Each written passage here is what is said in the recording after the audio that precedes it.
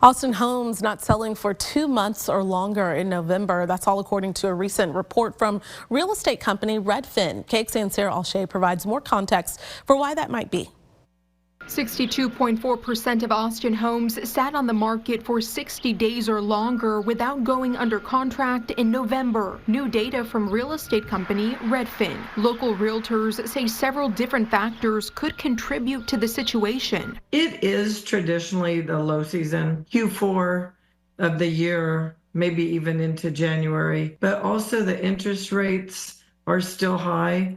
They just didn't come down like many people were hoping. The truth is this, is that a home will sell within 1 day if it's priced correctly. And so ultimately, though, the thing is that a seller has to be willing to accept that price. Redfin's report says, quote, Florida and Texas have been building more homes than anywhere else in the country, which is one reason inventory and thus stale listings are on the rise. Realtors point to the construction boom that started during the pandemic.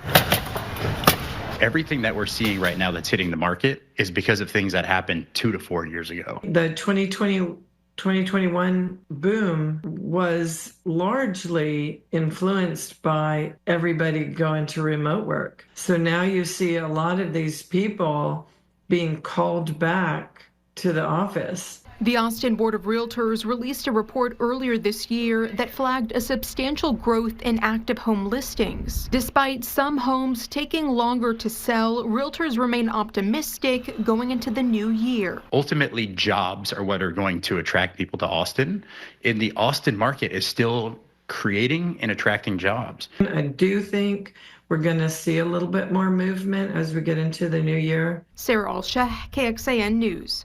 And data from Unlock MLS, a real estate data platform, shows as of November, there are more than 10,800 active listings across the Austin metro. Travis County has the most with a little more than 5,000. Okay, let's turn to the weather now. So a lot of people who are inside, they'll probably be inside. Yeah, it's like you are where you are going to be for the next few hours. Yeah. But those who are outside right now, they had to bring a little jacket with them if they headed downtown or wherever they went to celebrate. Don't forget. This time of night, there's people watching us at a bar somewhere, too. Yeah, true. They're seeing the closed captioning going on by, and they're like, what are those people doing? Yeah, we're at 53 now in Austin. We are cool and cooling off as that cold front that moved through really early this morning is now well to the south of us, and we've had a north wind through the day that has helped to keep the temperatures way under where they were yesterday. Of course, yesterday we got to 89. Today, 69. Tomorrow morning, down at 40 in Austin, but a lot of 30s in the hill country, especially where we'll have some patchy freezes. Parts of Llano, Mason, Gillespie counties, even areas in San Saba, Lampasas, Burnett counties even could get down to freezing. Blanco very close at 33.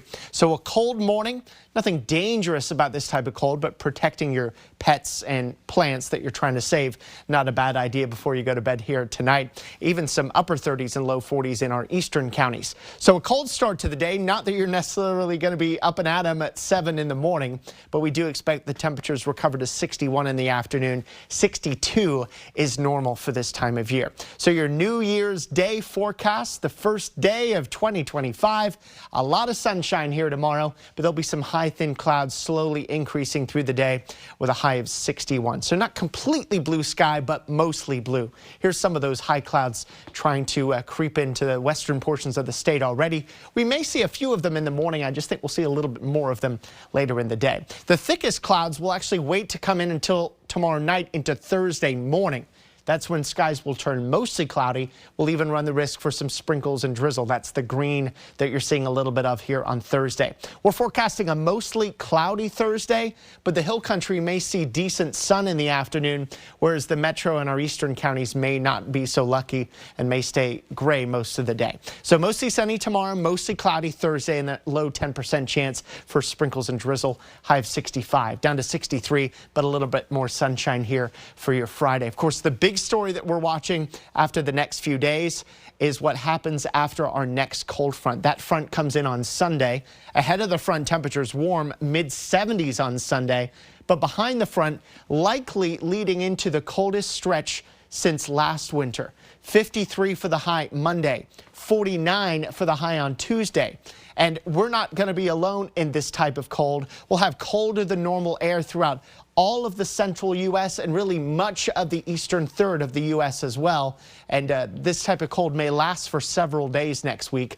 Still too early to get specific, but it's certainly possible we could have wintry weather either on top of Central Texas or nearby in the form of wintry precipitation.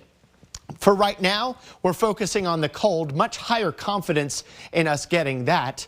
But that doesn't arrive here until Monday into Tuesday. Before then, temperatures generally in the 60s here through Saturday, 70s on Sunday with a low 10% rain chance, and then those numbers fall next week. In fact, we could be looking at Austin Camp Mabry's first freeze since last winter next Tuesday morning. This is KXAN Sports, brought to you by Thomas J. Henry. Hello from Atlanta. Roger Wallace with Noah Gross. Once again, the Longhorns will ring in the new year in a college football playoff game, this time trying to get to the semifinals where they lost last year in New Orleans. Final preparations in the books earlier today. Steve Sarkisian, that customary press conference with the opposing coach and Kenny Dillingham. Yeah, Texas was here a couple weeks ago for the SEC championship game. Things did not go well for the Longhorns, losing to Georgia, particularly on the offensive side of the ball, not able to run the ball very well, but they turned it around against Clemson, and Coach Sark very confident the offense is where it needs to be. The SEC championship game was, in my opinion, a little bit of an anomaly where we got away from it and it just didn't come to fruition the way we would have liked. But if you look at the last month and a half of the season, I think our balance is where it needs to be. You know, ultimately for us, it's about finishing drives. And when we get into the red area of putting the ball in the end zone, it's one thing to have a bunch of yards and explosive plays, but we need points to win. We've been through a lot of adversity, you know, with backs getting hurt. But, you know, the main thing for this room is, you know, we had guys step up, and we believed we had guys that could step up. Of course, on the other side, rushing the ball, Cam Scadaboo for Arizona State, one of the best running backs in the country, 5th in Heisman Trophy voting. So the running game going to be very key here on New Year's Day. Yeah, and it's also about maybe who handles the nerves and the emotions. Had a chance to check in with some of the players, how they handle things on game day, as well as how Coach Sark gets his team ready to go on game day. Make sure we're in the right mental space, emotionally, you know, physically we're there, emotionally want to be there, so that we can have the confidence when that ball's kicked off at 110 to go out and do what we do. You know, I try to remove the wondering and what ifs and just let our guys trust the plan and go cut it loose. Treating this game like our last game, you know, going out there and just having fun, but knowing that we got to come out on top regardless of the situation. You know, we know adversity going to come our way, so just being able to attack that the right way and then just handling the game the rest. You know, I'll go walk on the field and sit down for a moment and just, you know, enjoy the moment. And, you know, that's kind of, you know, what I do every game. Just go on the field and, you know, enjoy the moment because, you know, it could be your last time putting on a football helmet any day. So, you know, I don't take moments like that for granted. And that's the thing, the potential finality of this. You lose and season's over, and this team, as the Longhorns know it, is over. Of course, they're heavy favorites, and ASU coach Kenny Dillingham really leaning into that role. Everybody going into this game on both teams should feel like they're the very best. And if you don't believe that you can win the football game, I mean, we're 14-point dogs. We're facing a team that was picked to win the national championship preseason by a lot of people.